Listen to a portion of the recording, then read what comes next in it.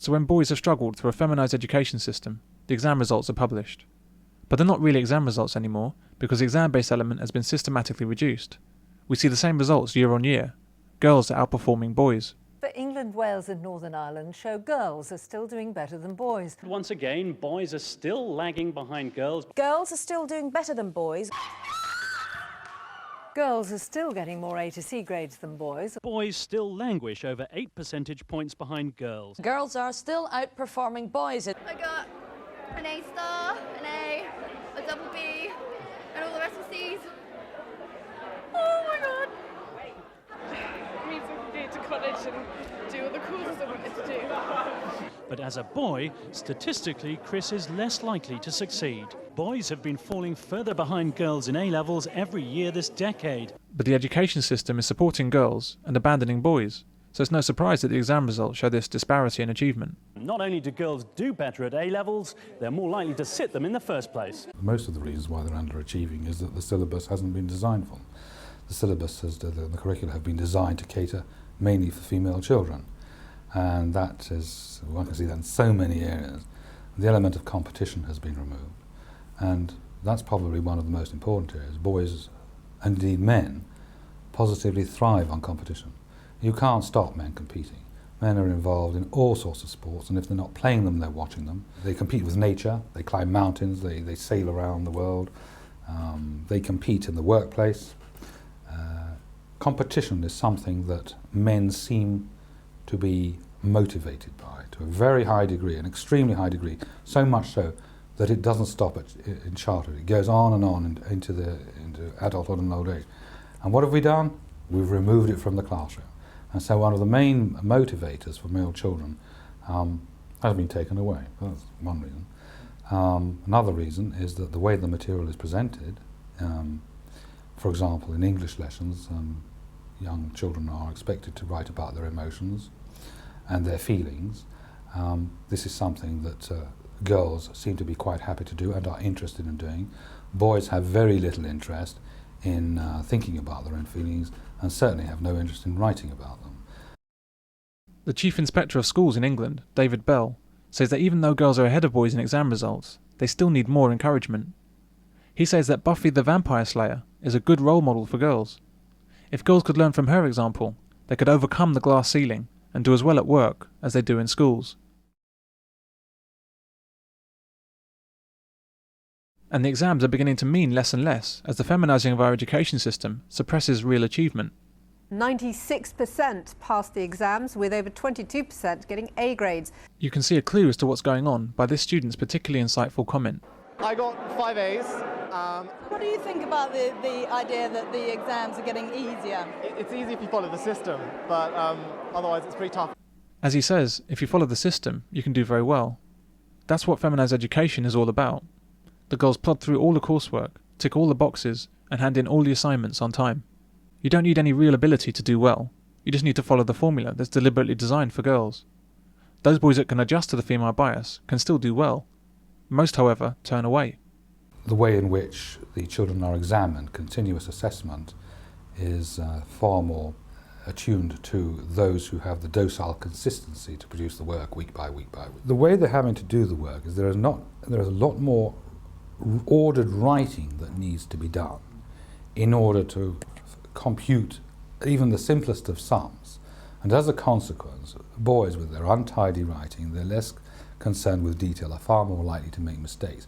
Girls, however, far more meticulous in carrying out these procedures, benefit from them. And this seems to be applying right across the curriculum. This is why employers are finding that GCSEs don't mean much anymore. They reward plodding mentality and not real ability. Generally speaking, the GCSE qualification is no longer a guarantee to an employer that the employee is going to meet the grade. The instant death exams suited boys, they were the risk takers, so they would tend to outperform girls on just a straightforward written exam without coursework. But then when it comes to coursework, it's better, girls operate better in that sort of sphere. More girls are sitting GCSE exams than boys.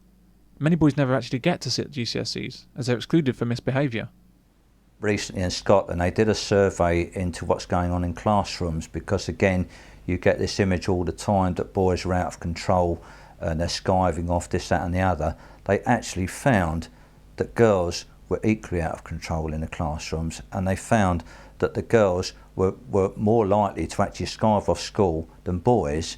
But when it came to exclusion from school, boys were 4 times more likely to be excluded than girls, again because of this perception, boys are the problem. Because girls then go on to take up more and more A-level and degree places, the subjects studied are changing as well. Girls avoid the hard sciences and maths and opt for subjects that interest them more.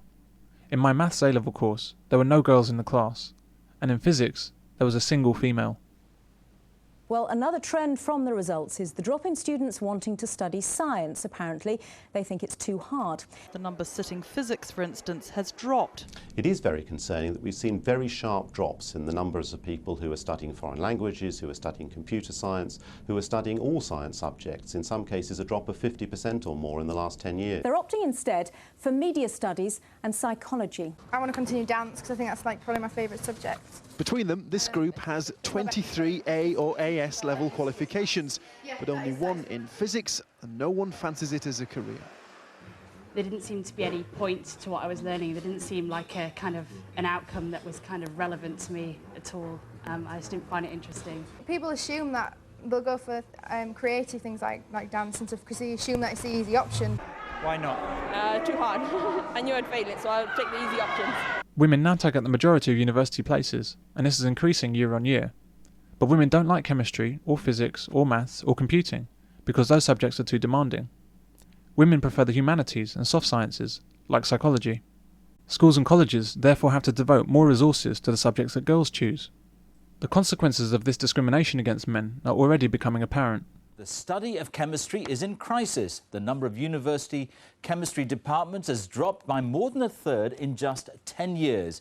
And in the last 8 years, the number of chemistry students has fallen by 25%. We don't get enough money for the teaching and the research that we do, and we couldn't get enough well-qualified students.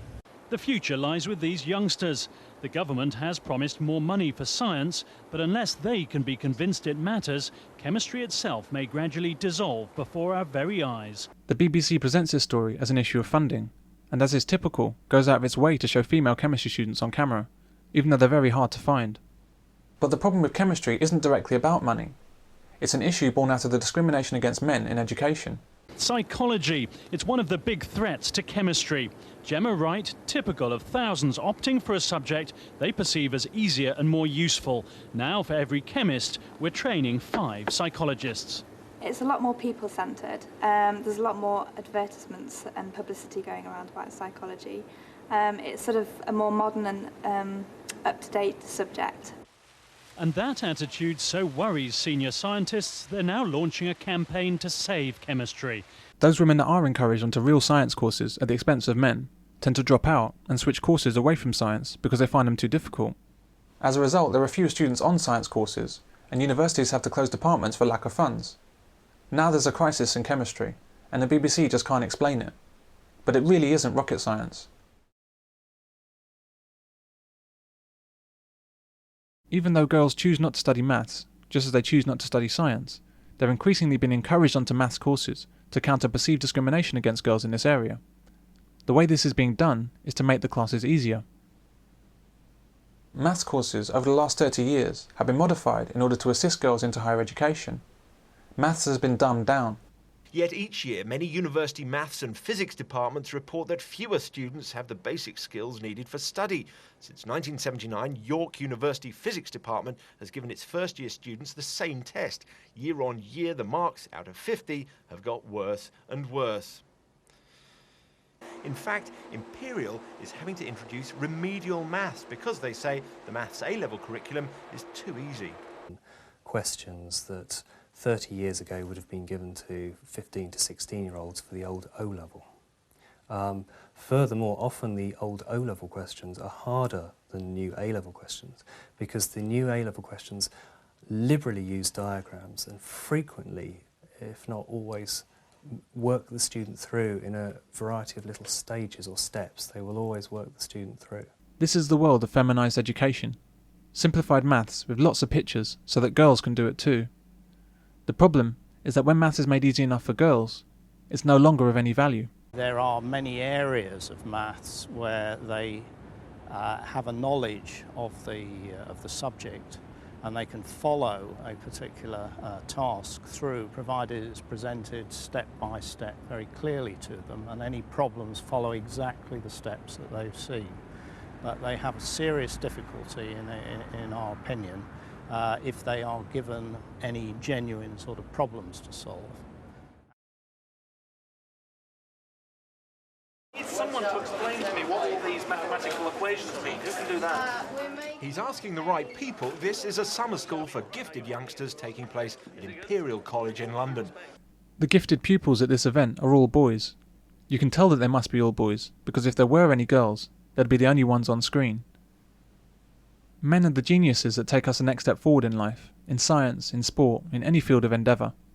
If we persist in dressing up females as being more capable than they are, if we continue denying boys a proper education, if we go on simplifying tuition to cater to female abilities, we're heading for a future where every aspect of humanity will be damaged, every achievement dulled.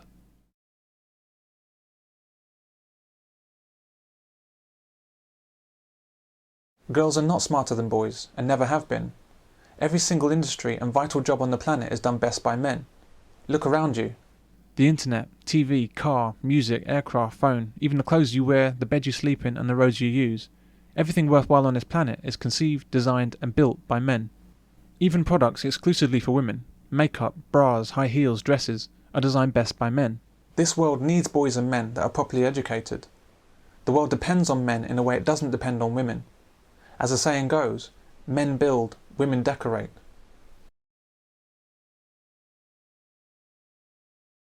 When we properly educate a girl, it's likely that she'll do well in life, she'll contribute to society, and she'll achieve her full potential.